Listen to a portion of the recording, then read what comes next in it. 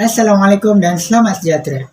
Kami kumpulan 12 telah mewawancara Puan Zaharia selaku guru kaunselor di Kolej Tingkatan 6 untuk menanyakan atau membincangkan tentang kemahiran-kemahiran asas kaunseling, yang mana kaunselor perlu memberikan perkhidmatan sesi kaunseling yang sistematik dan terbaik dan juga harus menguasai dan mengaplikasikan kemahiran-kemahiran asas bimbingan dan kaunseling. Terdapat 6 kemahiran-kemahiran asas yang kami telah membincangkan dalam wawancara tersebut. Jadi, untuk video ini, saya akan menceritakan dan mengisahkan sudut pandangan daripada kaunselor, apa itu kemahiran-kemahiran asas kaunseling dan akan dilakonkan oleh rakan-rakan saya situasi yang menunjukkan bagaimana kaunselor tersebut mengaplikasikan kemahiran-kemahiran asas kaunseling dalam sesi bimbingan.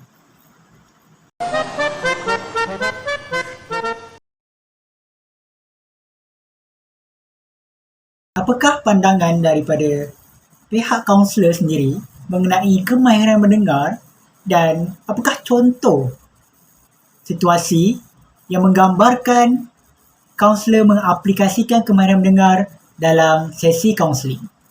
Mari kita lihat. Maknanya mendengar yang aktif. Mendengar tu maknanya faham, tengok mata, faham, tengok badan, kan? Jadi maknanya klien tu pun dia tengok kaunselor tu, dia rasa selesa.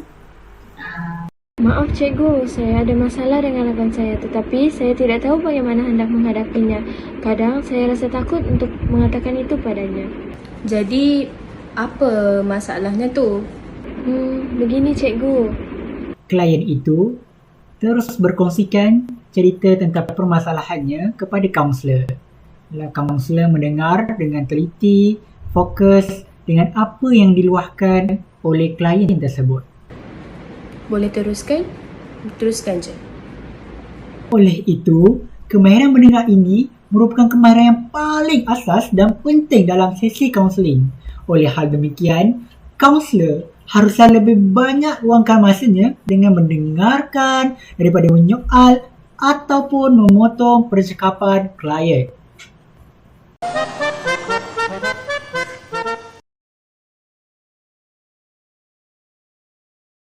Empati. Apa itu kemahiran empati? Mari kita dengarkan pandangan daripada kaunselor mengenai kemahiran empati dalam berlangsungnya sesi kaunseling dan kita lihat contoh situasi tersebut. Empati tu maknanya kita bukan sekadar rasa kesian. Kita tengok budak jatuh, kesiannya, kan? Tapi kalau awak mempunyai kemahiran empati, awak nampak orang jatuh, satu dia akan nampak mata tu, rasa kesian. Tapi empati tu awak akan terfikir, menjiwai, mungkin budak tu rasa malu kot. Empati. Kenapa dengan kamu ni? Cuba jelaskan apa. Saya tengok awak ni macam muram je. Begini cikgu. Cikgu kelas saya tu selalu tuduh saya mencuri. Hari tu pen kat kelas saya hilang pun dia tuduh saya mencuri. Cikgu tu suka tuduh saya tanpa bukti. Oh, nampaknya cikgu awak tu selalu menuduh awak mencuri tanpa bukti. Ya cikgu. Oleh itu, kemahiran berempati ini adalah mencerminkan emosi atau perasaan sesuatu yang dirasai oleh klien tersebut dan kaunselor juga perlulah memahami keadaan klien tersebut.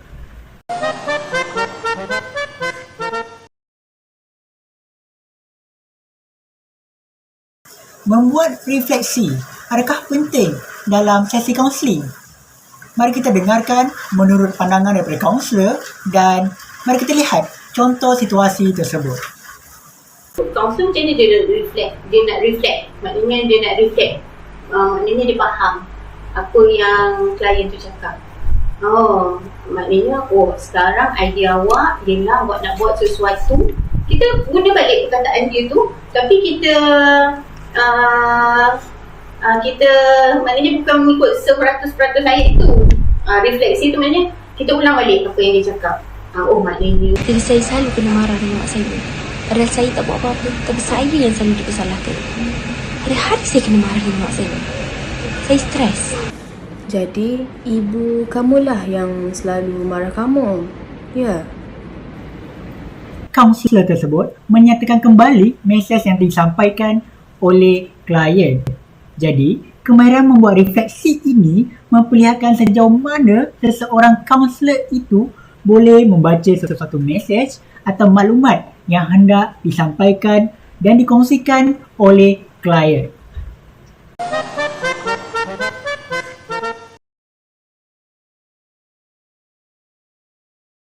Apakah yang dikatakan dengan kemahiran mendapatkan penjelasan dan parafrasa? Mari kita dengarkan sudut pandangan daripada kaunselor dan mari kita lihat contoh situasi yang diaplikasikan berdasarkan kemahiran tersebut. Simpulkan balik. Dan sesi tu dah 30 minit berjalan. So kita tak nak sesi tu dia menerawang.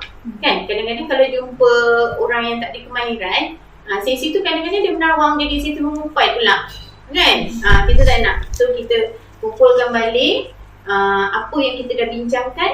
Kita buat satu ayat, 1, 2, 3 ayat itu. So kita simpulkan apa yang kita telah bincangkan. Saya ni cikgu ada masalah dengan rakan saya tetapi saya tidak tahu bagaimana hendak menghadapinya. Kaunselor mendengarkan terlebih dahulu bagi memahami perkara-perkara yang disampaikan atau dikatakan oleh klien itu. Saya memang orang yang sangat serius dengan sesiapa sahaja termasuk rakan saya. Oh, jadi kamu ni serius sangatlah dengan kawan kamu. Ya, saya sebenarnya serius tetapi Kemahiran mendapatkan penjelasan dan parafrasa ini membawa erti kaunselor mampu memberikan tindak balas dengan cekap dan mahir terhadap maklumat yang dikongsikan oleh klien.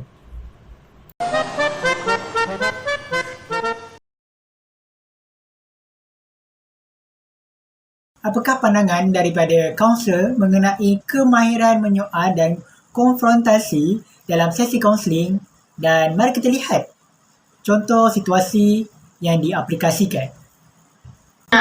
Kemahiran menyoal dan kemahiran konfrontasi. Kemahiran soalan tu kena pandai juga. Soalan ada 2. Soalan terbuka, soalan tertutup.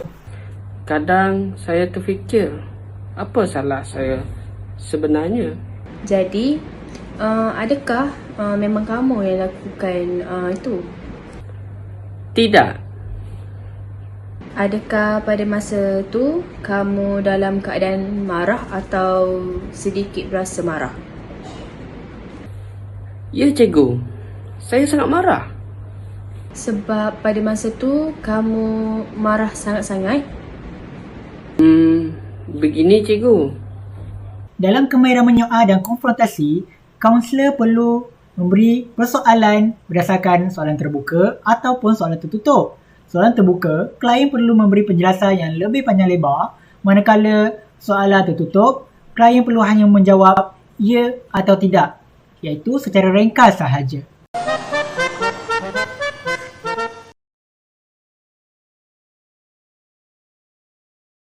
Terakhir, kemahiran membuat kesimpulan dan keputusan. Jadi, apakah sudut pandangan daripada kaunselor dan contoh situasi? Mari kita lihat. Kita ingatkan balik pada klien apa yang kita dah bincangkan, kesimpulannya. Mungkin sesi pertama kesimpulannya baru kepada penerokaan masalah. Setelah klien meluahkan apa yang dirasai kepada kaunselor, kaunselor akan melakukan kesimpulan ataupun rumusan sama ada pada permulaan, pertengahan ataupun pada sesi akhir kaunseling. Baiklah, pada sesi kali ini kita telah membincangkan dengan panjang lebar tentang permasalahan kamu, iaitu kamu tidak berpuas hati dengan kepandaian rakan kamu. Kamu merasa terjabar kerana rakan kamu sering mendapatkan tempat pertama dalam kelas setiap kali ujian. Kamu merasakan begitu sejak rakan kamu sering dipuji-puji oleh cikgu dalam kelas. Keadaan ini menyebabkan kamu merasa tertekan dan tidak menerima. Kamu sering mencuba cari jalan untuk menyelesaikan masalah tersebut dengan berbicara dengan sebaiknya, namun kamu sering diketepikan. Namun ada kalanya kamu berfikir untuk menjatuhkannya agar dia tidak lagi mendapatkan tempat pertama. Jadi ini adalah antaranya yang telah kita bincangkan dari awal sesi ini. Nampaknya kamu belum lagi mendapatkan solusi kepada permasalahan tersebut.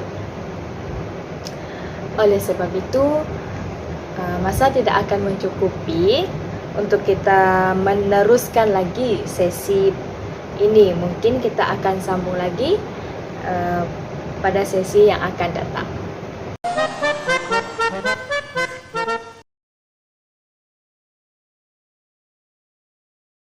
Secara umumnya, untuk menjadi seorang kaunselor yang bertauliah dan berjaya adalah hal yang tidak mudah.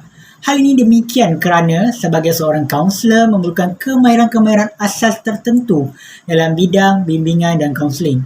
Kaunselor perlu mempelajari dan memahami segala kemahiran-kemahiran yang harus dalam proses membimbing klien atau pelajar mengikut kesesuaian tempat dan masa. Seandainya kemahiran-kemahiran yang diaplikasikan tidak sesuai digunakan, maka hal tersebut akan mempengaruhi seluruh proses sesi kaunseling. Antaranya seperti kaunselor menyukarkan klien untuk menyelesaikan masalah yang dihadapinya. Hal ini akan mengakibatkan mereka akan kehilangan keyakinan dan kepercayaan terhadap kaunselor.